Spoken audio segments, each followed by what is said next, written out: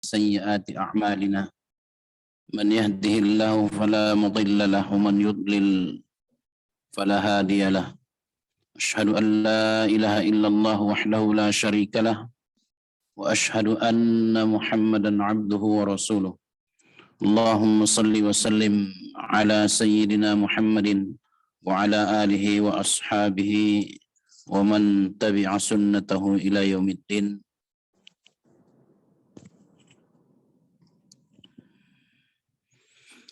Amma ba'd, ikhwatal Islam, jamaah salat subuh yang semoga dirahmati oleh Allah Subhanahu wa taala.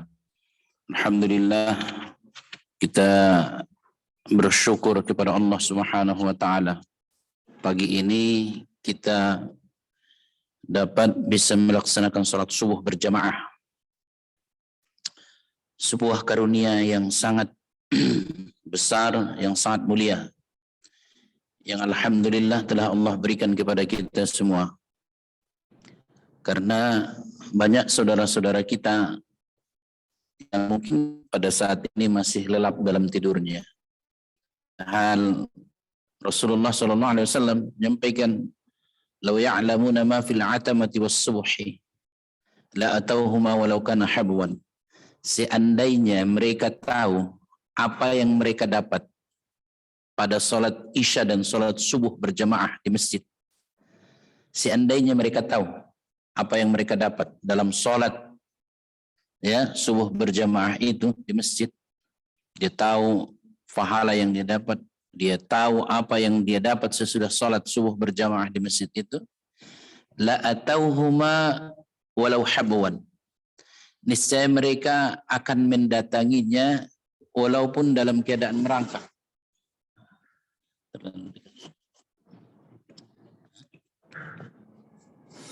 Jadi mereka akan mendatanginya walaupun merangkak. Merangkak nggak bisa jalan ya Pak. Merangkak dia.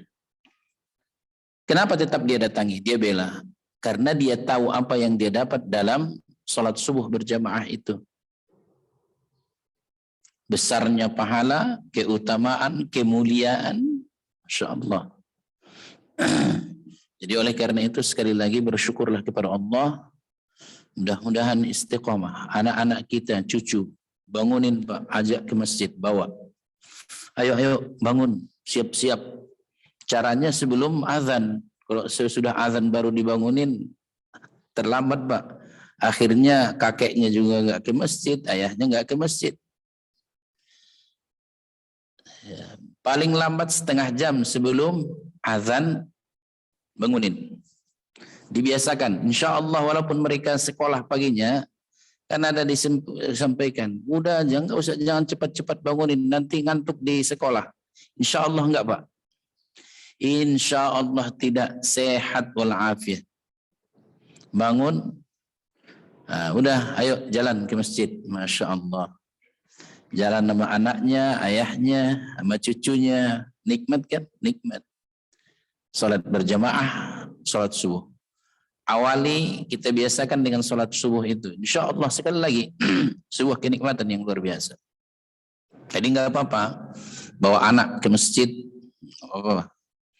Ya, kecuali yang belum mumayyiz. Yang belum mumayyiz itu sekitar usia 7 tahun ke bawah. Karena dia belum tahu. Tapi walaupun dewasa tetapi sudah mumayyiz, para salafun salih menganjurkan untuk bawa dia ke masjid.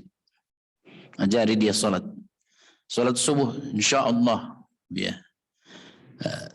Karena dia nanti akan terbiasa. Anak kecil masih mencari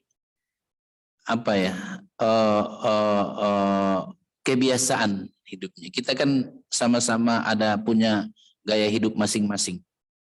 Kalau dia sudah menjadi gaya hidup, insya Allah nggak ada yang sulit. Walau sulit bagi orang lain, tapi bagi dia itu nggak sulit. Mudah, tergantung pembiasaan. Baik, jadi sekali lagi alhamdulillah ya, pagi ini kita bertemu kembali untuk melanjutkan kajian tafsir kita. Yang akan datang dalam catatan saya di sini adalah surah Al-Infitar. Ya, surah Al-Infitar. Bisa silakan dibuka bagi yang memegang tafsirnya ataupun Al-Qur'annya. A'udzu billahi minasyaitonir rajim. Idzas samaa'un fatarat. Idzas samaa'un fatarat. Apabila as-sama langit, infatarat terbelah, insyaqqat terbelah dia, insyaqqat. Sebelumnya juga sudah kita kaji bahwa langit akan terbelah, dia akan terbelah, langit itu terbelah. Juga disebutkan di ayat lain seperti di surah Al-Haqqah. Fa idza nufikha fis-suri nafkhatun wahidah. Maka apabila nufikha fis-sur, ditiup as-sur, as-sur sangkakala. Nafkhatun wahidah, ya, dengan sekali tiupan. Ya. Maka apabila sangkakala ditiup sekali tiupan, fa idza nufikha fis-suri nafkhatun wahidah wa humilatil ardu wal jibalu fadukkata dakkatan wahidah, dan diangkat langit, diangkat bumi, wa humilatil ardu, bumi diangkat, wal jibal, dan gunung-gunung, wa humilatil ardu wal jibal fadukkata dakkatan wahidah, maka dibenturkan dengan sekali benturan. Bisa dibayangkan itu? Nggak bisa dibayangkan, Pak, keadaan beratnya situasi. Tapi redaksi ayat itu mengatakan demikian. Wa humilatil ardu, dan diangkatlah bumi, wal jibal, dan gunung-gunung, fadukkata dakkatan wahidah, maka dibenturkan dengan sekali benturan. Fayauma idzin waqa'atil waqi'ah, maka pada hari itu terjadilah kiamat itu. Fayauma idzin waqa'atil waqi'ah, maka pada hari itu waqa'at, terjadi al-waqi'ah. Al-waqi'ah itu salah satu nama hari kiamat. Maka terjadilah hari kiamat. Fayauma idzin waqa'atil waqi'ah wanshaqqatis sama' fahiya yauma idzin wahiyah, dan terbelahlah langit. Pada hari itu dia sangat lemah. Itu apa? Langit itu lemah. Sudah tidak kuat lagi. Fayauma idzin waqa'ati apa? Fa wanshaqqatis sama'u fahiya yauma idzin wahiyah. Maka terbelahlah langit itu. Wanshaqqat, terbelahlah langit itu. Fahiya yauma idzin, maka ia langit itu pada hari itu wahiyah, lemah. Tidak ada kekuatannya lagi. Jelas sampai di sini bahwa menolak anggapan orang-orang liberal bahwa kiamat itu bukanlah sebuah kehancuran. Tapi menurut Al-Quran, kiamat itu adalah kehancuran bumi semuanya, hancur. Ya. Itu di surah Al-Haqqah. Kembali kepada surah Al-Infitar ini, idzas samaa'un fatarat. Apabila langit telah terbelah. Yakni insyaqqat. Ya. Kemudian wa idzal kawakibun tasarat. Dan apabila al-kawakib, bintang-bintang, intasarat, berguguran, jatuh berguguran. Apabila bintang-bintang intasarat, telah jatuh berguguran. Kemudian wa idzal biharu fujirat, dan apabila bihar, lautan itu, apabila lautan meluap, menjadikan dia meluap, Meluap yakni dia apa? Dia ke daratan, air ke daratan. Ya. Ini semuanya adalah atas perintah Allah Subhanahu wa taala. Kejadian hari kiamat itu sudah bisa kita lihat bagaimana dahsyatnya kalau air lautan meluap ke daratan. Kita lihat baru tsunami yang terjadi. Habis semua, Pak. Habis. Ketakutan, kehebatan, kesombongan, habis semua. Enggak ada. Maka ketika Allah menggerakkan makhluknya yang terkadang dianggap lemah, orang-orang sombong habis. Lihat kaum Ad, kaum Thamud, habis semua. Ya, yang kaum Ad itu kaum yang sangat hebat. Kaum Thamud itu kaumnya Nabi Salih. Coba peninggalannya sampai sekarang, Madain Salih, Petra, sampai sekarang masih ada peninggalannya. Itu apa? Dihancurkan oleh Allah Subhanahu wa taala yang hebat, yang kuat. Kaumnya Nabi Hud, habis kaum Ad. Banyaklah. Nggak usah jauh. Kita lihat saja kejadian-kejadian yang terjadi di depan kita yang masih baru. Itu semua adalah mengingatkan kita. Wa idzal biharu fujirat, dan apabila bihar, lautan itu meluap. Ya, dia meluap. Sudah meluap. Wa idzal qubur bu'athirat, dan apabila kubur sudah dibongkar, dia dikeluarkan isinya. Ya. Wa idzal quburu bu'athirat, apabila kuburan-kuburan itu dibongkar. Artinya keluar dari dalamnya. Yauma idzi yasdurun nasu ashtata liyurau a'malahum. Yauma idzin, pada hari itu, yasdurun nas. Yasdurun itu keluar dari kuburan. Yasdurun nasu ashtata. Ashtata yakni al-mutafarriqin. Al-mutafarriqin, mereka terpisah-pisah. Yauma kan idza zulzilatil ardu zilzalaha wa akhrajatil ardu athqalaha wa qala al insanu ma laha. Idza zulzilatil ardu zilzalaha, apabila bumi digoncangkan dengan segoncang-goncang. Idza zulzilatil ardu zilzalaha wa akhrajatil ardu athqalaha, dan ardu, bumi, mengeluarkan apa yang ada di perutnya, di dalamnya, keluar. Dia keluarkan apa yang ada di perutnya. Wa qala al-insan, manusia mengatakan, malaha, apa yang terjadi? Kenapa begini?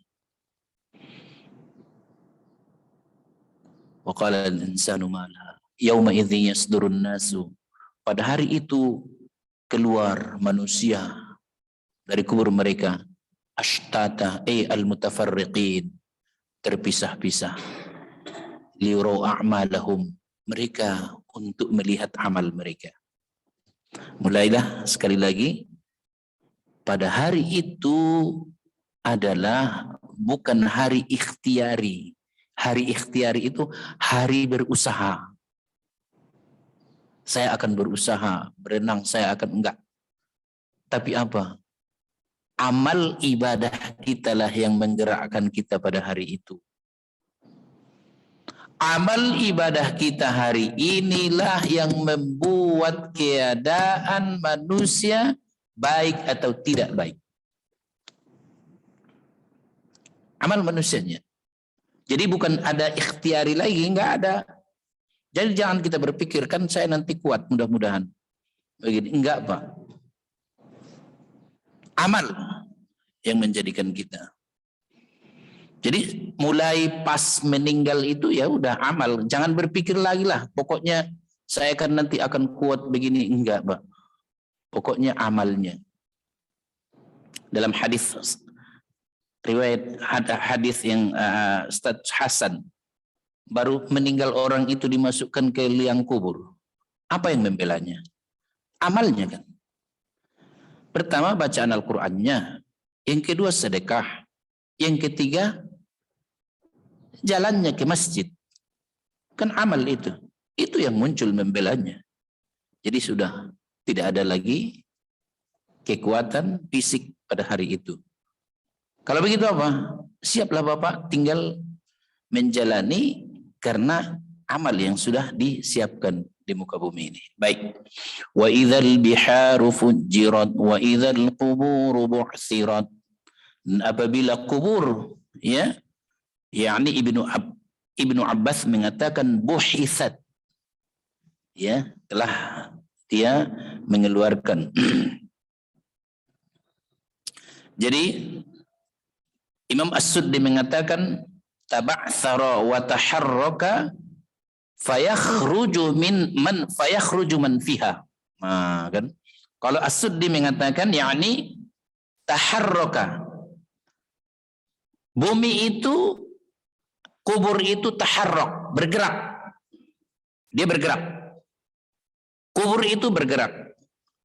Kemudian fayakhruju man fiha, maka keluarlah orang yang ada di dalamnya. Itu As-Suddi mengatakan demikian, Imam As-Suddi rahimahullah. Taharrakal kubur, bergerak. Kemudian fayakhruju man fiha, maka keluarlah orang yang ada di dalamnya. Bagaimana keluarnya? Kiranya ingat hadis Nabi SAW, yaitu ketika keluar dia tidak beralas kaki, tidak ada pakaian satu helai pun, dan tidak dikhitan. Persis seperti anak bayi yang keluar dari rahim ibunya. Ketika keluar dari rahim ibunya. Begitulah manusia nanti keluar dari kubur. Maka para ulama kita mengatakan manusia akan dikeluarkan dari kuburnya persis seperti yang dikeluarkan dari perut ibunya. Tidak beralas kaki, tidak ada sehelai benang pun di badannya, dan tidak dikhitan. Walaupun dia meninggal dunia sudah dikhitan, nanti ketika keluar tidak dikhitan. Hadis Rasulullah sallallahu alaihi wasallam. Baik. Wa idzal qubur bu'sirat alimat nafsum ma qaddamat wa akharat. Nah, sesudah itu apa? Allah Subhanahu wa taala mengatakan, maka tiap-tiap jiwa akan mengetahui apa yang telah dikerjakan dan yang dilalaikan. Sekali lagi, setiap jiwa mengetahui, berarti ada pengetahuannya, ada memorinya. Kenapa? Dia akan mengetahui apa yang telah dikerjakan, apa yang dilalaikan. Dikerjakan di mana? Ketika di dunia. Dilalaikan kapan? Ketika di dunia, bukan di akhirat. Enggak. Sudah jelas kaitan hubungan dua kehidupan ini. Ya kan? Cuman di alamnya yang berbeda. Hari ini kita bekerja, di sana adalah hari balas. Makanya Ali radhiyallahu anhu, Ali bin Abi Thalib radhiyallahu mengatakan, irtahalatid dunya mudbiratan wartahalatil akhiratu muqbilatan. Telah pergilah dunia meninggalkan, akhirat akan datang menjelang. Walikulli wahidin minhuma banun, dan setiap keduanya mempunyai generasi. Setiap keduanya mempunyai generasi. Maka kata Ali, maka jadilah engkau generasi akhirat. Kenapa? Karena hari ini beramal untuk berhisab. Jadi hari ini kita beramal, nanti untuk berhisab. Besok di sana hisabun wala amal. Berhisab tidak ada amal. Jadi amal yang ia ingat ini adalah amal ketika di dunia. Alimat nafsum ma qaddamat wa akharat. Setiap jiwa mengetahui amal yang telah ia kerjakan dan amal yang ia lalaikan. Terbayang kalau begitu nanti Allah. Dia ingat amal yang ia lakukan ketika dia hidup di dunia. Amal yang ia lalaikan. Ini Allah ceritakan kepada kita akan masa yang akan datang. Apakah ini pasti terjadi? Pasti terjadi. 100%. Tidak boleh ragu. Ada orang, itu kayaknya hanya sebuah untuk menakut-nakuti. Ada orang yang mengatakan begitu. Bukan. Inilah keadaan yang akan dilalui manusia. Cuman kondisi manusia melewati keadaan itu berbeda-beda. Apa yang membedakannya? Ketika di dunia. Maka beruntunglah orang yang mengetahui keadaan yang akan dihadapi ini, sehingga dia menyiapkan dirinya hari ini. Jangan nanti ketika sampai di sana, Rabbana akhrijna na'mal salihan ghairal ladzi kunna na'mal. Ya Allah, keluarkan kami dari api neraka ini. Niscaya kami akan beramal yang tidak seperti dulu lagi. Sudah dia melihat ada lagi. Ya. Jadi ikhwatal Islam, maka mempelajari hari akhir itu menyemangati kita untuk beramal. Mempelajari hari akhirat itu adalah menguatkan dan lebih meyakinkan keadaan kita hari ini. Untuk apa saya hidup hari ini? Maka apa? Hiduplah untuk beribadah, hiduplah untuk hidup besok. Nggak lama-lama lagi, Pak. Nggak lama. Ya Pak Roni ya? Nggak lama, Pak. Sudah pada pergi. Ya. Jadi ikhwatal Islam ketika udah pergi, sudah pindah, tidak ada lagi penyesalan. Dan Allah mengatakan, ma yubaddalul qawlu ladayya wa ma ana bidzallamin lil 'abid. Ucapan apapun tidak bisa merubah ketentuanku, kata Allah. Dan aku tidak pernah menzalimi seorang hamba pun. Di surah Qaf. Nggak ada. Sedikit pun tidak ada bisa. Penyesalanlah, ucapan apapun tidak ada. Ya. Baik. Alimat nafsum ma qaddamat wa akharat. Kalau begitu, kalau dia mengetahui, dia paham, dia ingat apa yang ia kerjakan. Apa yang telah ia kerjakan, apa yang ia lalaikan. Tentunya ketika dia melihat, mengetahui. Di sini mengetahui ya Pak, pengetahuan yang akan datang. Allah Maha Kuasa. Bahkan mengingat, yauma yatadzakkarul insanu ma sa'a. Tadzakkar, mengingat. Kalau di sini mengetahui. Jadi jelas. Berarti apa? Memori kita itu juga berarti ada kan? Jadi ketahuan, ya Allah, teman saya dahulu ketika di dunia ini, ya, baik. Kemudian sesudah itu apa? Masya Allah. Ayat berikutnya ini apa? Sebuah pertanyaan Allah kepada si orang yang selalu durhaka kepadanya. Apa pertanyaan Allah? Ya ayyuhal insan. Wahai manusia, ma gharraka bi rabbikal karim. Apa yang telah memperdayakanmu hingga engkau durhaka kepada Rabbmu yang maha mulia. Allah bertanya, ya ayyuhal insan, wahai manusia, ma gharraka, Ma apa? Gorroka yang telah memperdayakan engkau hingga durhaka kepada Rabbmu. Ya. Yang Maha Pemurah. Apa sih yang membuat engkau durhaka? Nikmat Allah berikan. Konsep hidup ke depan sudah dijelaskan. Merasa takut kan? Takut. Tapi nanti keluar ada yang syaitan yang mencoba untuk berbuat dosa, seseorang itu berbuat dosa. Jadi nikmat Allah, Allah berikan. Ayat ini Allah tanya, ya ayuhal insan, ma gorrok? Ma gorroka, ya ayuhal insan, ma gorroka? Apa yang telah memperdayakan engkau sehingga durhaka kepada Allah Subhanahu wa taala. Hadza tahdid. Ini peringatan Allah Subhanahu wa taala. Tahdid, peringatan.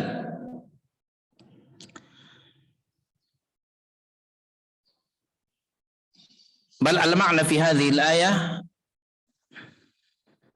ma gharraka ya bani Adam bi rabbikal karim al-azim hatta aqdamta ala ma'siyatihi, hingga engkau berani berbuat maksiat, menghadapi Allah dengan maksiat, hingga engkau berani di hadapannya maksiat.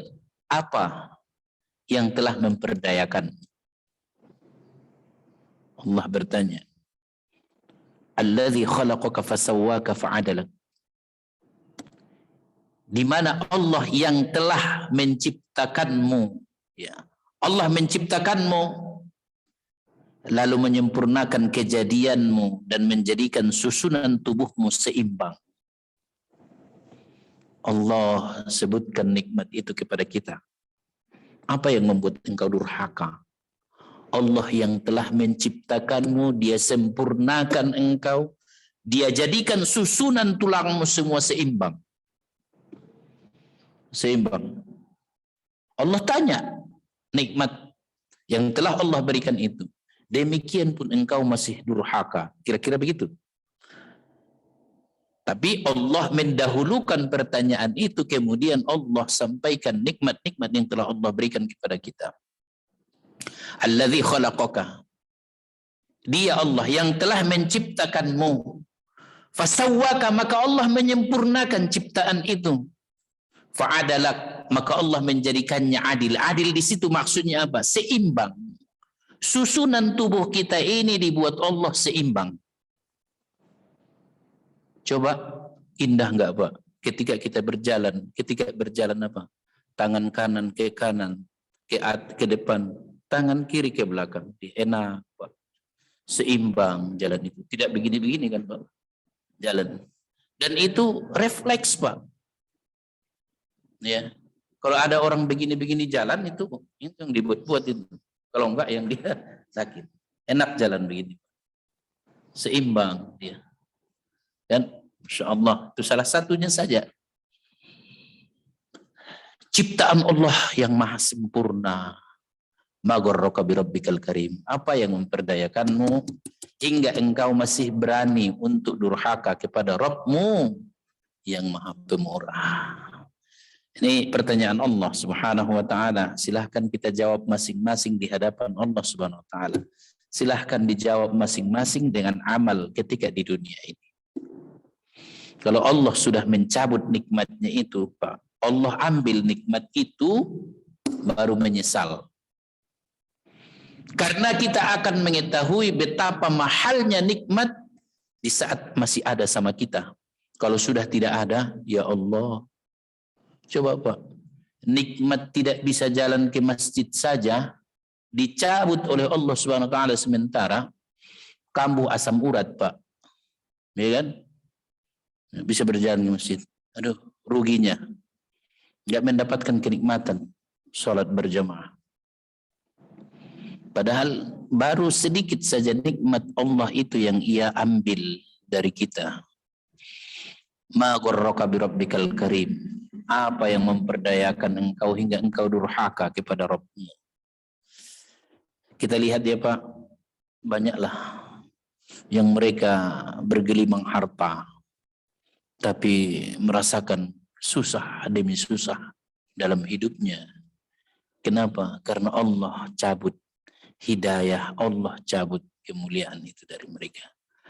Makanya Pak, Allah masih memberikan kepada kita, bersyukurlah. Alhamdulillah ya Allah, betapa nikmatnya engkau berikan saya sholat subuh berjamaah. Makanya ketika melihat orang sedang kena musibah, tidak bisa datang, apa yang kita disunnahkan untuk mengucapkannya Pak? Ada orang Pak, kita pulang dari masjid, kita lihat dia nggak datang ke masjid. Kenapa? Kambuh asam urat, dia kaki nggak bisa digerakkan. Kita lihat dia. Apa yang kita ucapkan?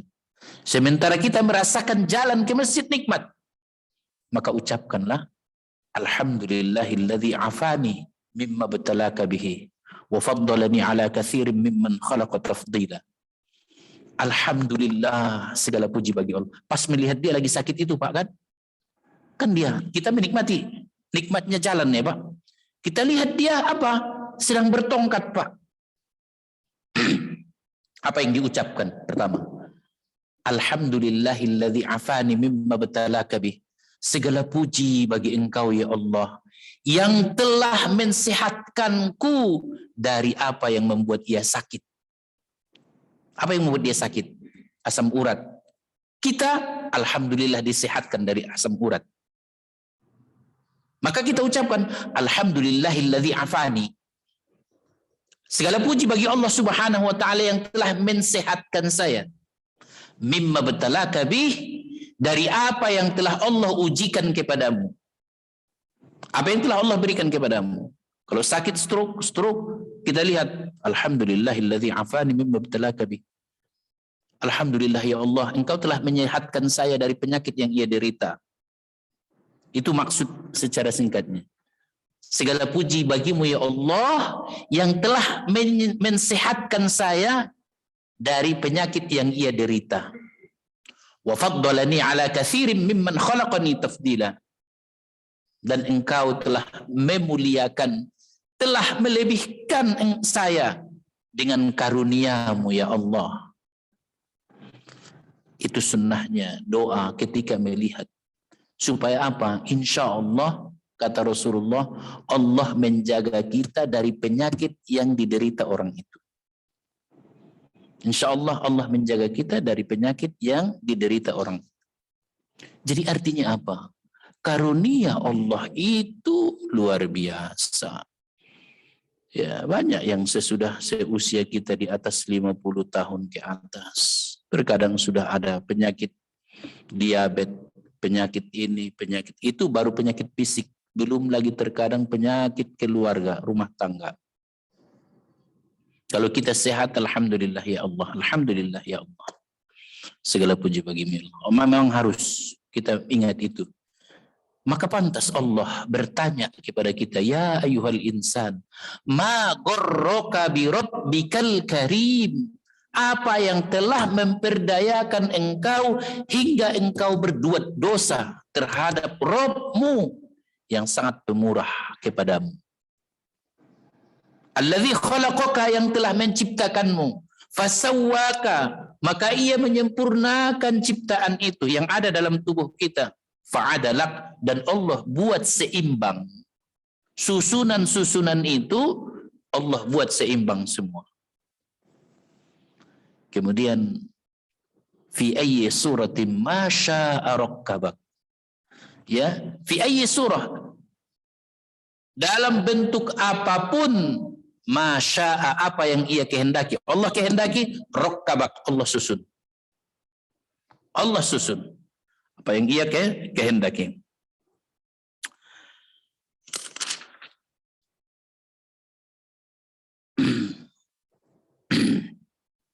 Di sini ayat tadi, ma gharraka bi rabbikal karim, ma gharra ibnu adam ghairu hadza al adu asyaitan.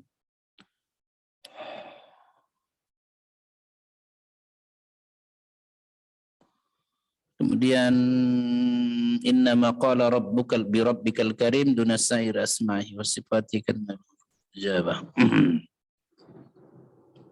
Alladzi khalaqaka fasawwak fa'adalak, alladzi khalaqaka, kemudian fi ayyi suratin ma syaa rakkabak. Qala Mujahid fi ayyi syabbaha abun au ummun au khalun au am. Ya. Jadi Allah Subhanahu wa taala menciptakan manusia dalam berbagai bentuk yang ia inginkan, maka Allah Subhanahu wa taala menyusunnya.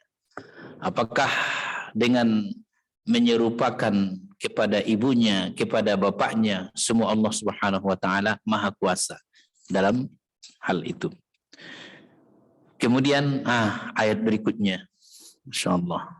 Jadi pertama Allah tanya, apa yang memperdayakan engkau hingga engkau berbuat durhaka kepada Rabbmu yang maha pemurah. Kemudian di ayat ke-9-nya, kalla bal tukadzibuna biddin. Masya Allah. Tidak sekali-kali, bukan hanya dia durhaka. Bukan hanya durhaka manusia itu. Tapi apa? Bal bahkan tukadzibuna biddin, bahkan mereka mendustakan hari berbangkit. Tidak hanya durhaka, tapi apa? Mendustakan hari berbangkit. Jadi itu yang paling parah lagi. Kufur dia, tidak yakin. Tidak hanya durhaka kepada Allah, artinya melanggar perintah. Durhaka itu ada dua, paling secara garis besarnya. Makanya kalau orang bertaubat, misalnya nih Pak Roni, ada orang bertaubat, Pak, coba kasih saya gimana saya nasihat. Saya ingin bertaubat ini Pak. Saya sudah merasakan beratnya kehidupan ini. Saya mau bertaubat. Bapak tanya duluan, kira-kira kalau kamu mau bertaubat, ya, kamu kan minta syarat sama saya. Kalau kamu mau bertaubat, kira-kira apa dosa yang kamu perlakukan sekarang kamu mau bertobat? Ya harus tahu Pak. Dosa itu ada dua. Apakah karena meninggalkan perintah? Meninggalkan perintah enggak sholat. Perintah Allah kan sholat. Dia tidak meninggalkan perintah. Dia meninggalkan perintah. Misalnya, saya tidak sholat Pak. Kalau begitu kriteria dosamu yang pertama tidak melaksanakan perintah. Sekarang kamu mau bertaubat, silakan. Tapi laksanakan perintah. Kalau dia bertaubat tetap tidak melaksanakan perintah, nggak ada gunanya taubatnya. Supaya kita bisa memberikan nasihat kepadanya. Apa Pak? Apa kira-kira kesalahan Bapak selama ini? Pak, saya tidak sholat Pak. Oke, berarti kesalahan kamu kepada Allah, durhaka kamu, apa? Tidak melaksanakan perintah Allah. Sekarang kamu mau bertaubat, kamu harus melaksanakan perintah Allah dengan sebaik-baiknya. Itu dulu, baru kamu bertaubat kepada Allah Subhanahu wa taala. Atau harus bersamaan. Tidak bisa misalnya, ya Allah, saya bertaubat ya Allah, tapi paginya nggak sholat subuh juga, nggak benar taubatnya. Jadi kalau membenarkan, lihat kesalahannya. Kalau kesalahannya karena meninggalkan, tidak melaksanakan perintah, maka ketika dia bertaubat harus melaksanakan perintah. Yang kedua, karena melaksanakan larangan. Karena melaksanakan larangan. Apa salah kamu? Saya ngambil harta si fulan Pak. Berarti kamu karena melaksanakan larangan. Sekarang bertaubat, tinggalkan larangan itu. Saya makan riba Pak. Mau bertaubat, tinggalkan riba itu. Kalau dia masih tetap di situ, bukan namanya bertaubat Pak. Jadi tinggalkan riba. Pak, saya mau bertaubat Pak. Apa kesalahan Bapak? Bapak sudah tahu bahwa itu salah. Iya salah Pak. Apa? Saya sudah tenggelam dalam riba. Mau bertaubat? Tinggalkan riba. Kalau dia bertaubat, astagfirullah, tapi di dalam riba itu enggak. Ya, itu namanya orang yang termasuk durhaka. Yang paling beratnya lagi, mendustakan hari berbangkit. Artinya, itu hari berbangkit itu enggak ada. Itu hanya omongan untuk menakut-nakutkan saja itu, kata dia. Manusia meninggal, mati, ditanam, selesai. Kan begitu. Apakah begitu konsep kita? Tidak. Kita ini konsep seorang mukmin, saya katakan Pak, begini. Seorang mukmin itu punya konsep kehidupan. Pertama adalah konsep dasar. Ya, al-manhajul asasi. Konsep dasarnya. Apa konsep dasar kita? Pertama adalah hidup untuk ibadah. Benar nggak? Kenapa Bapak hidup di muka bumi ini? Jawabannya hanya satu, hidup untuk ibadah. Bukan hidup untuk berkeluarga, bukan hidup untuk bersenang-senang. Hidup untuk ibadah, titik. Itu konsep dasar. Dalilnya apa? Wa ma khalaqatul jinna wal insa illa liya'budun. Tidak aku ciptakan jin dan manusia kecuali untuk beribadah.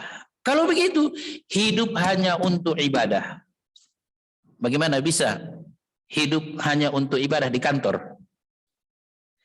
Hidup hanya untuk ibadah ketika bertransaksi. Bapak sudah punya konsep hidup begitu. Itu konsep dasarnya, Pak. Dan semua harus. Kalau dia muslim, harus itu konsep dasar. Karena Allah sudah mengatakan, redaksi ayat itu bukan redaksi aku ciptakan jin dan manusia untuk beribadah. Tidak. Tapi ada apa? Ada nafyun wal isbat. Menafikan dan menetapkan. Tidak aku ciptakan jin dan manusia kecuali untuk ibadah. Maka kesimpulannya, adanya jin diciptakan jin dan manusia hanya untuk ibadah. Titik. Itu pemahamannya. Redaksi sama dengan la ilaha illa Allah. Berarti hanya Allah. Sudah, itu konsep dasar pertama ya Pak. Jangan lupa itu. Yang kedua, konsep dasar kedua adalah hidupku adalah untuk hidup di akhirat. Hidup untuk hidup. Bukan hidup mati selesai, itu enggak. Seperti hidupnya matinya apa misalnya lampu lilin. Kita tiup sudah selesai. Enggak. Tapi kita ini hidup untuk hidup di akhirat. Kenapa Bapak beribadah hari ini? Untuk kehidupan saya di akhirat. Dasarnya apa? Ibadah kepada Allah. Makanya tadi hidup adalah ibadah kepada Allah. Apa itu ibadah? Ayyakuna khalisan lillah wa ayyakuna wifqa syar'i. Dua ini dasar Pak. Dasar. Baru di atas dasar itu namanya ada konsep amali. Ya, al-manhajul amali. Konsep amalnya. Bagaimana konsep amal? Rujuk pada hadis. Kalau mau hadis yang paling spesifik ada dua. Hadis sahih riwayat Bukhari dan Muslim. Pertama adalah Rasulullah SAW mengatakan al-mu'minul qawi khairun wa ahabbu ila Allah minal mu'minid dha'if. Wa fi kullin khair. Seorang mukmin yang kuat pondasi dasarnya, beriman kepada Allah, keimanannya kuat. Itu lebih baik daripada seorang mukmin yang lemah. Dan kedua-duanya ada kebaikan. Bagaimana konsep kerjanya? Ihris ala ma yanfa'uk. Bekerja bersungguh-sungguh terhadap apa yang memberi manfaat kepadamu. Yang ketiga, wasta'in billah. Minta pertolongan kepada Allah saat Anda bekerja. Ikutkan Allah dalam pekerjaan Anda. Kemudian apa? Dan jangan engkau lemah. Jangan lemah itu apa Pak? Jangan mundur di saat kita mendapatkan tantangannya. Tidak ada futur. Tapi maju terus. Sudah. Sesudah itu apa kata Rasulullah? Fa in asabaka syai'un. Maka apabila ada sesuatu yang menimpamu dalam bekerja itu, Fala taqul law kana kadza lakana kadza wa kadza. Jangan katakan kalau mungkin begini dulu saya lakukan tidak akan begini hasilnya. Kalau mungkin begini dulu saya lakukan tidak akan seperti begini. Jangan katakan itu. Apa? Walakin qaddarallahu ma syaa fa'al. Kan tetapi katakan qaddarallahu ma syaa fa'al. Jadi inilah enaknya hidup. Jadi jangan lupa Pak, konsep dasar itu yang utama. Hidupku adalah ibadah, ya. Hidup hari ini untuk hidup saya besok. Hidupku adalah ibadah dimanapun Bapak, mau di sawah, mau di kantor, mau bagaimana, mau sedang transaksi, saya transaksi nih, saya ibadah ini kepada Allah. Sehingga tidak ada penipuan. Baik, ini pertanyaan Allah. Kalla, tidak sekali-kali. Mereka bukan hanya durhaka, kata Allah. Bal, bahkan tukadzibuna biddin. Kamu dustakan hari berbangkit. Apalagi itu? Paslah sama dengan apa yang pernah saya katakan sama orang. Kamu kok nggak disuruh mertuanya sholat, saya bilang. Jawaban dia apa Pak?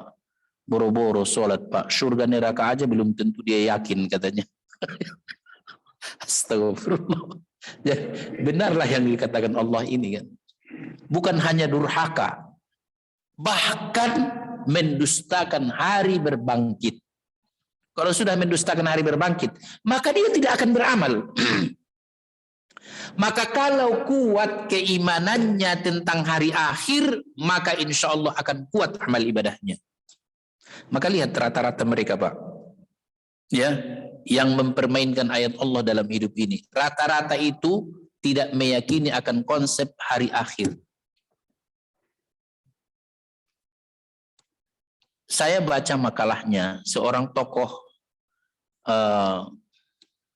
ya tokoh liberal lah, saya sebutkan. Menurut dia, kiamat itu bukan sebuah kehancuran.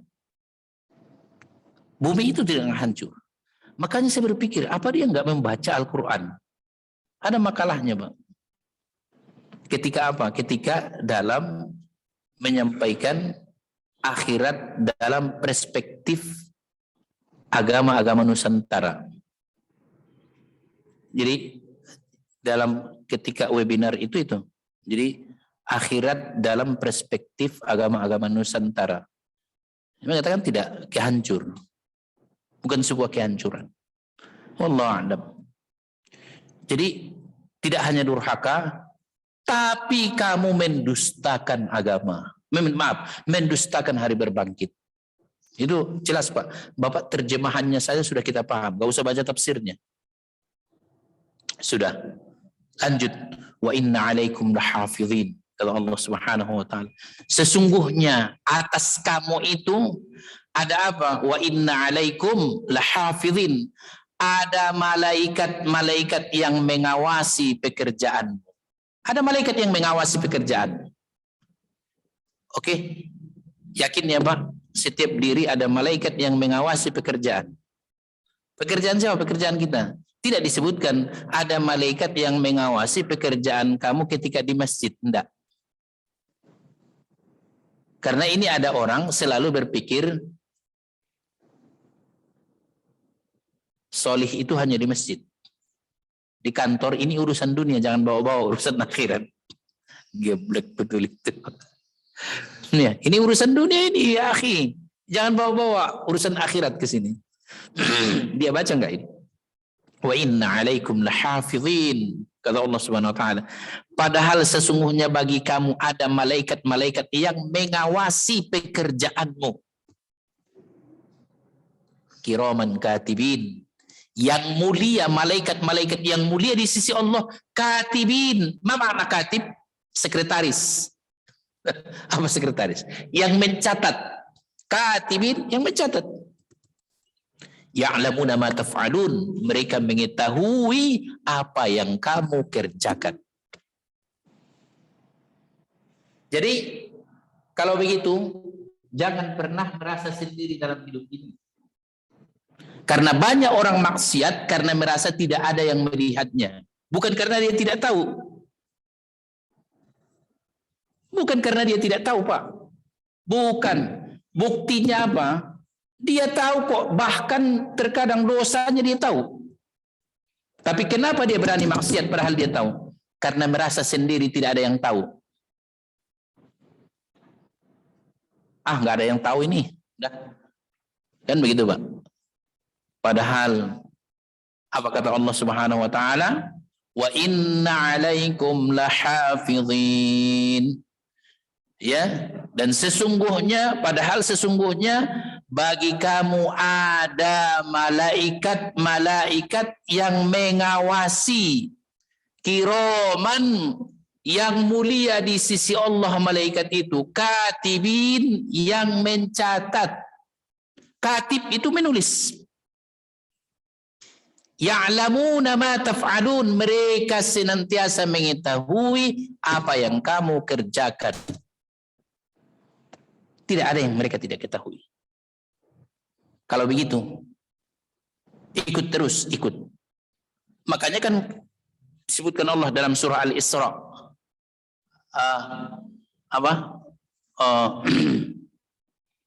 Kami kalungkan di lehernya catatan amalnya. Wa kulla insanin alzamnahu ta'irahu fi 'unuqihi. Setiap manusia kami kalungkan catatan amalnya di lehernya. Surah Al-Isra. Wa kulla insanin alzamnahu ta'irahu fi 'unuqihi wa nukhriju lahu yawmal qiyamati kitaban yalqahu manshura. Iqra' kitabak kafa bi nafsika al-yawma 'alaika hasiba. Setiap manusia kami kalungkan catatan amalnya di lehernya. Wa kullu insanin alzamnahu ta'irahu fi unuki wa nukhriju lahu yaumal qiyamah, dan kami keluarkan baginya pada hari kiamat mansyura, terbuka. Iqra' kitabak, bacalah catatanmu. Kafa bi nafsikal yauma 'alaika hasiba, cukuplah engkau sendiri yang menjadi penghitung amalmu pada hari ini. Sudah. Bagaimana manusia itu melihat catatan amalnya? Diterangkan Allah di surah Al-Kahfi. Apa kata Allah Subhanahu wa taala? Wa wudi'al kitab, dan diletakkanlah Alkitab, catatan amalnya. Wa wudi'al kitab, dan diletakkanlah catatan amalnya. Fataral mujrimina mushfiqina mimma fi. Maka orang-orang mujrim melihat catatan amalnya itu merasa takut sekali. Mujrim, orang-orang berdosa, orang-orang maksiat, ketika melihat catatan amalnya itu mereka merasa takut. Wa yaqulun, dan mereka mengucapkan, mengatakan, ya wailatana ma li hadzal kitabi la yughadiru shaghiratan wala kabiratan illa ahsaha. Oh, catatan apa ini yang tidak meninggalkan semua amal yang besar apalagi yang kecil. Wa wajadu ma amilu hadira, dan mereka mendapatkan dalam catatan itu apa yang mereka telah kerjakan hadira, hadir. Semuanya ada, yang kecil pun ada. Ketika itu dia jalan pulang dari masjid, ada puntung rokok yang masih menyala. Kan orang perokok ini kan sembarangan aja dia, lempar begitu. Dia lihat ada puntung rokok masih menyala.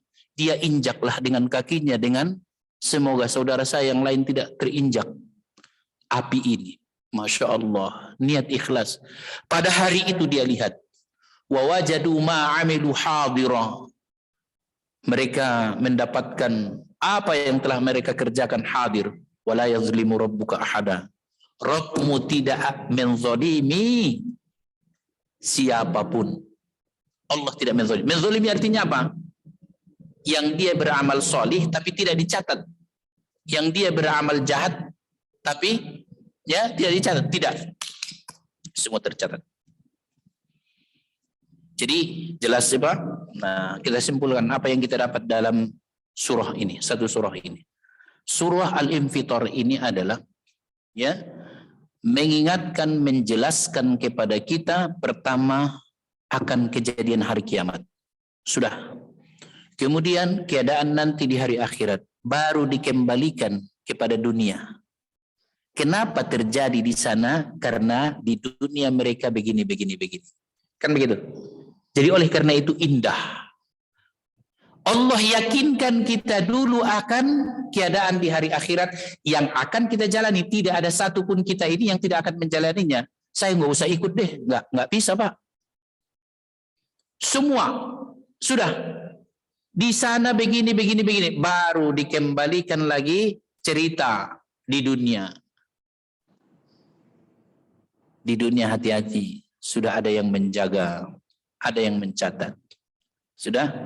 Terakhir sekali lagi ikhwatal Islam, bahwa insya Allah teruslah kita mempelajari tentang konsep hari akhirat, karena inilah akidah yang insya Allah akan menguatkan seseorang untuk beramal kepada Allah Subhanahu Wa Taala. Sementara orang-orang yang tidak senang terhadap agama, terhadap Islam, prioritas mereka adalah membuyarkan akidah manusia, mengikis akidah, wabil khusus iman kepada hari akhir. Maka ketika seorang kuat akidahnya, kuat tentang iman terhadap akhir, dia tidak akan pernah berani melecehkan agama Allah. Dia tidak akan pernah berani membuli ayat-ayat Allah.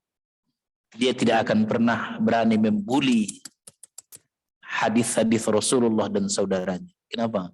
Karena kuat keimanannya, kuat pengetahuannya tentang hari akhirat. Ya, makanya sasaran pertama hari ini adalah bagaimana mengikis akidah, wabil khusus keyakinan akan hari akhir dan keadaan terhadap hari akhir. Silakan Bapak tanyakan banyak orang yang tidak paham, tidak tahu, bahkan mengingkari akan hari akhir. Coba kalau kita kan paham misalnya apa yang diceritakan oleh Allah. Laksanakan ini di dunia, kamu nanti akan di akhirat. Bapak mau misalnya mendapatkan naungan Allah di hari akhirat. Ada 7 golongan kan? Dalam hadis sahih, 7 golongan itu mendapatkan naungan Allah di hari akhir, di mana pada saat itu tidak ada naungan kecuali naungan Allah Subhanahu Wa Taala. Apa yang 7 itu? Itu amal. Maka siapa yang mengamalkannya di hari ini, insya Allah janjian Allah Subhanahu Wa Taala dan Rasulnya adalah akan mendapatkan. Kan itu ucapan Rasulullah, Ustadz, bukan siapa? Bukan Allah. Kan Allah sudah mengatakan, Qul in kuntum tuhibbunallaha fattabi'uni. Ikuti aku. Katakan ya Muhammad kepada umatmu, jika kamu mencintai Allah, maka ikutilah aku. Maka ikutilah hadis-hadis sahih dari Rasulullah sallallahu alaihi wasallam. Baik. Maka terakhir Rasulullah ketika ditanya, ya Rasulullah, manil aqyas? Ya Rasulullah, siapalah orang yang paling cerdas dalam hidupnya? Apa jawaban Nabi? Mandana nafsahu wa amila lima ba'dal maut. Orang yang selalu membuat perhitungan pada dirinya dan dia beramal hari ini untuk kehidupan sesudah matinya. Itu orang cerdas. Baik, ada yang ditanyakan yang akan datang surah Al-Mutaffifin ya kalau nggak salah ya. Al-Mutaffifin yang mengurangi timbangan. Nah, masuk kita nanti yang mengurangi timbangan-timbangan. Kalau dia menimbang, mengurangi timbangan.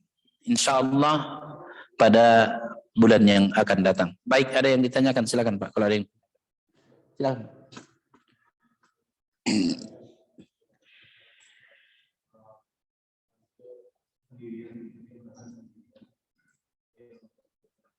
Kurang apa? Boleh di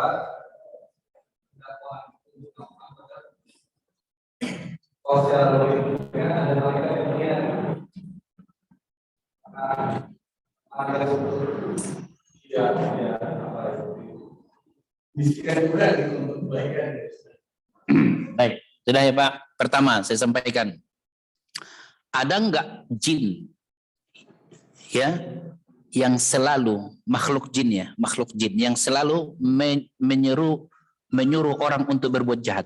Itu dulu yakini ada.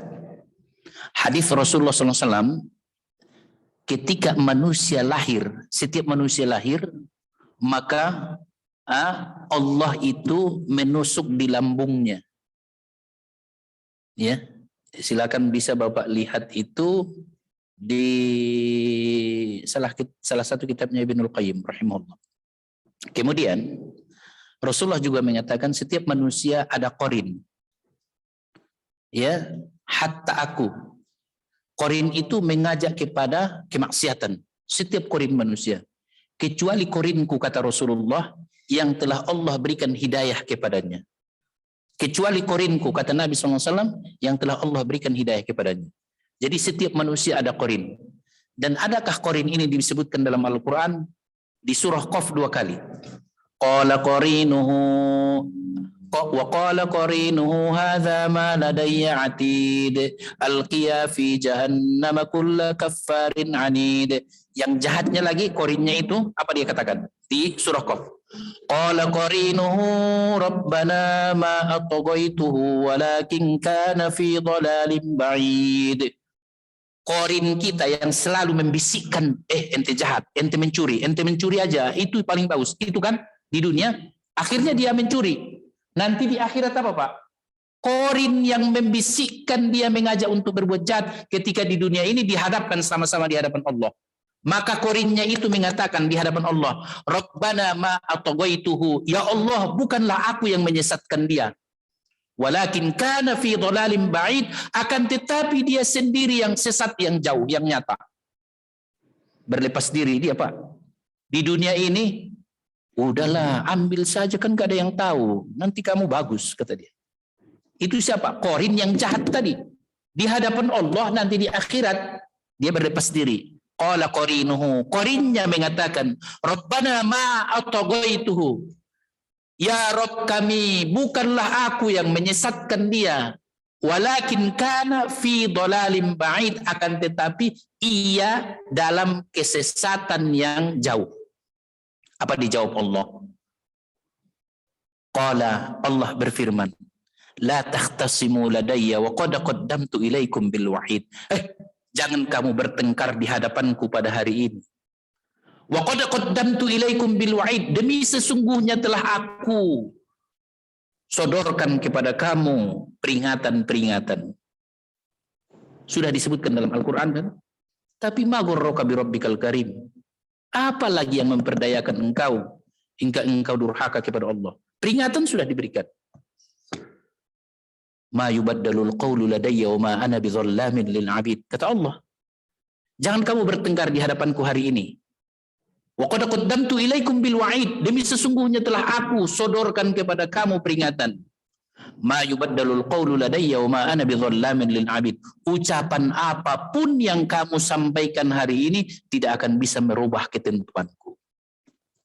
Kalau begitu, ada qarin setiap saat, setiap hari. Kenapa dinamakan qarin? Para ulama kita mengatakan qarin itu asal katanya qarnun. Qarin asal katanya qarnun. Apa qarnun, Pak? Tanduk. Tanduk itu melekat kemanapun dia ikut. Maka karena begitu lekatnya jin yang mengajak kita jahat ini, begitu lekatnya dengan kita, dinamakan dia dengan qarin. Itulah diberikan ulama pemahamannya, sehingga dinamakan dia qarin. Kalau begitu, ada yang terus. Kerjanya apa? Satu, hanya satu. Bagaimana orang ini durhaka, bagaimana orang ini sesat, selesai. Hanya itu kerjanya. Malaikat mencatat. Nah, kenapa manusia begitu? Sekali lagi adalah karena mulai dari kecil disinilah. Makanya kan Ibnul Qayyim mengatakan, apakah seorang penjahat itu langsung tiba-tiba jadi penjahat? Oh enggak. Apakah seorang alim itu kira-kira langsung jadi orang alim? Tidak. Ada apa Pak? Ada tahapan menuju ke sana. Seorang penjahat besar tidak mungkin langsung penjahat besar otomatis. Tapi apa? Ada tahapan dia ke sana. Begitulah manusia. Sesuai dengan hadis Rasulullah SAW. Innal abda, sesungguhnya seorang hamba, idza aznaba dzamban, apabila dia berbuat satu dosa, nuqita fi qalbihi nuqtatan sauda, maka akan diletakkan, akan ada noda hitam, satu titik noda hitam di hatinya. Semakin dia berbuat jahat, dia berbuat dosa, tambah noda hitam, tambah noda hitam, tambah noda hitam, tambah noda hitam. Maka ini apa? Semakin parah maksiat manusia kalau dia tidak bertaubat, maka syaitan pun semakin mudah untuk memperdayainya. Jadi apa? Dari awal proses. Makanya sering kita katakan, ya, didiklah anak kita mulai dari kecil. Bukankah Rasulullah mengatakan, apabila dia sudah berusia 7 tahun, suruh dia sholat. Makanya tadi Imam Asy-Syaukani mengatakan, orang dibawa ke anak dibawa sholat ke masjid itu adalah apabila sudah 7 tahun, dan itu usia mumayyiz. Silakan bawa. Karena Nabi sudah menyuruh gitu. Ajari dia sholat. Padahal belum dewasa. Maka Rasulullah mengatakan, ajari dia sholat. Bawa dia masjid. Kenalkan dia ke masjid. Nah, inilah sholat berjamaah di masjid. Beginilah engkau nanti ya, ayah. Begini setiap hari. Sholat. Sudah. Kemudian ketika usia 10 tahun dia apa? Hah? Pukul dia ketika tidak sholat. Usia 10 tahun. Sekarang ini sudah usia 15 tahun tidak sholat, bapaknya masih ketawa-tawa. Apakah hancur, Pak? Ketika sudah dewasa, oh kenapa anak saya begini? Kenapa anak saya begini? Kenapa kok dia durhaka kepada orang tuanya? Wah, ini kenakalan apa namanya? Kenakalan anak-anak ya. Wah, ini kenakalan anak-anak ini, kata dia. Padahal dia lebih nakal daripada anaknya. Kenapa tidak ada kenakalan orang tua? Kenapa tidak ada kenakalan orang tua? Kenapa anak begitu? Karena bapaknya di usia dia seharusnya dipukul karena tidak sholat, tapi bapaknya ketawa-tawa dan senang terhadap anaknya karena tidak sholat. Siapa yang salah? Makanya ketika saya bawa jamaah umroh, Pak, jawab itu saya ingat betul. Pas kami mau masuk ke Masjidil Haram, sudah wudhu semua, ada satu orang yang mengatakan, Ustadz saya belum wudhu. Ayo Pak wudhu dulu ya, karena kita mau masuk ke Masjidil Haram. Dia tidak tahu tempat wudhunya, saya bawalah. Sampai ke sana apa Pak? Dia berwudhu, tidak tahu rupanya dia berwudhu Pak. Astagfirullah, kenapa Bapak tidak bilang dari awal ke saya? Gak paham dia berwudhu, urutan berwudhu dia gak tahu Pak. Akhirnya sesudah itu mungkin dia terasa ya Pak. Sesudah kami tawaf, kan pagi sarapanlah di hotel, di restoran. Dia lihat saya duduk sendiri makan, dia datang Pak, ikut dengan saya. Itulah dia katakan penyesalannya. Saya ingat itu, Ustadz, inilah yang walaupun bagaimana, tapi mudah-mudahan ayah saya diampuni Allah. Ayah saya tidak pernah menyuruh kami dahulu untuk apa? Untuk belajar agama. Ayah kami tidak pernah untuk mengajari kami untuk melaksanakan sholat. Coba, penyesalan siapa dia? Penyesalan terhadap ayah yang tidak membimbingnya. Makanya kenapa demikian? Semakin mudah karena prolognya itu semua Pak. Coba Pak yang sekarang. Ada orang tidak sholat isya bisa tidur Pak. Bahkan apa? Wah nyaman dia ngorok langsung. Tapi ada orang, mau tidur pun nggak bisa tidur Pak. Kenapa? Karena belum sholat isya. Apa yang membuat itu? Semua kebiasaan manusia. Oleh karena itu, maka kesempatan ini apa? Ini tanggung jawab besar kita. Kalau punya anak, tanggung jawab besar Pak. Itu jangan sampai nanti dia menyesali dirinya, menyesali kita. Kenapa? Dia berbuat dosa karena tidak tahu, karena tidak diajari oleh orang tuanya. Terutama sholat. Jadi apa? Kalau ada anak nggak sholat Pak, sholat fardu ya Pak. Itu kalau sudah dewasa tidak boleh orang tuanya ketawa-ketawa, senyum-senyum, nggak boleh Pak. Apa? Haram, berdosa. Kalau begitu, ajari dia. Pukul, ghairu mubarrih ya, pukulan yang tidak menyakiti apa? Tapi apa? Sebuah pukulan yang mendidik. Misalnya kakinya, apa? Dia tahu bahwa ayah saya tidak suka kalau saya tidak sholat. Tapi kalau bapak diam-diam, ya udahlah, nggak apa-apa begini. Berarti dia, ayah saya senang kalau nggak saya sholat. Begitu ya Pak. Baik, karena waktu kita sudah ini, jadi sekali lagi adalah dalami terus tentang konsep hari akhir. Karena hari ini kita ini adalah berhadapan dengan tantangan-tantangan yang sangat luar biasa. Kalau masalah lainnya banyak, tapi sekali lagi masalah hari akhir inilah yang menguatkan akidah kita insyaallah taala. Baik, yang akan datang surah Al-Mutaffifin. Barakallahu li wa lakum, subhanakallahumma bihamdika asyhadu an la ilaha illa anta astaghfiruka wa atubu ilaik. Assalamualaikum warahmatullahi wabarakatuh.